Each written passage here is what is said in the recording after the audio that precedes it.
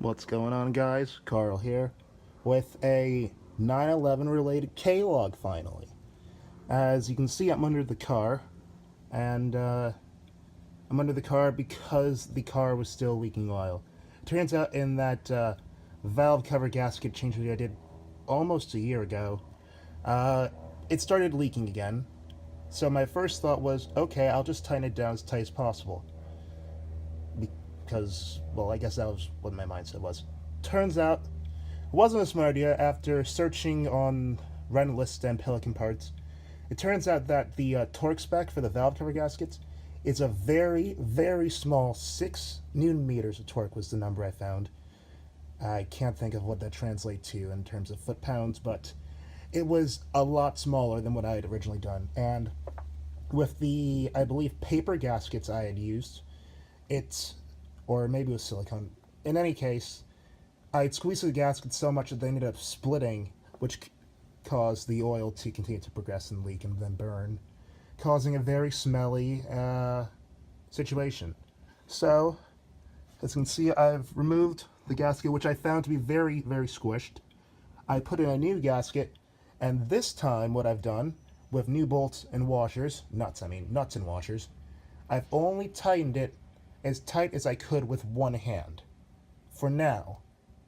And so far, I haven't seen a single bit of oil leak that wasn't already on the heat exchangers. So, this time, I am more than positive that I've done this properly. And also, this gives me the benefit of, since I've only done it as tight as I could with one hand, if it starts leaking again, all I need to do is get under the car again and just slightly tighten it this time, not overdo it like I'd done previously. So, that's just my analysis, having not started the car. I don't know if it's going to leak once I turn the car and get the engine up to temperature. That's how I'm going to find out whether or not it leaks still or not.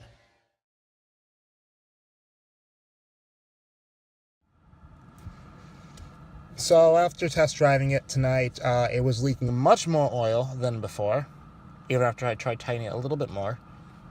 Smoke in the cabin was not pleasant at all. Pretty sure you could probably get serious lung damage of that much smoke and whatnot, inhaling and stuff. In any case, Monks came through for me again. What I have here is I have a new, or a newer, not used, probably not warped either, valve cover. We think that the valve cover on mine might not be flat, which might be causing some spots for it to leak through and whatnot. So I got a newer valve cover and a newer gasket that has, I don't know if you can see it, but it's, if you can see that gray line along it, sorry, the gray line along this here, it's got some silicone beading on it. That should help make a much tighter seal, hopefully. And I'm also going to use this, I think it's like an RTV sealant or some sort of sealant called Hylamar. Hylamar, there we go.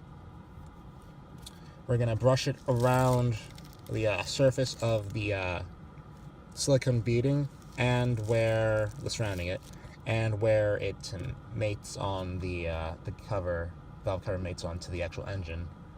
We're going to let it cure for 24 hours, and then we're going to see if it actually works and if it stops leaking finally.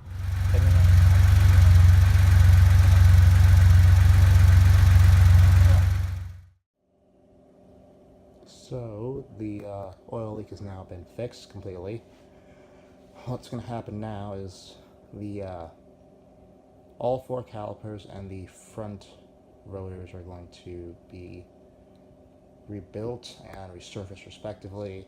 Unfortunately, we couldn't get the rear rotors off because Porsche things, and we don't really have the right tools for it to get them right. So those will have to be done at a later date, but this is a project in progress, a PIP.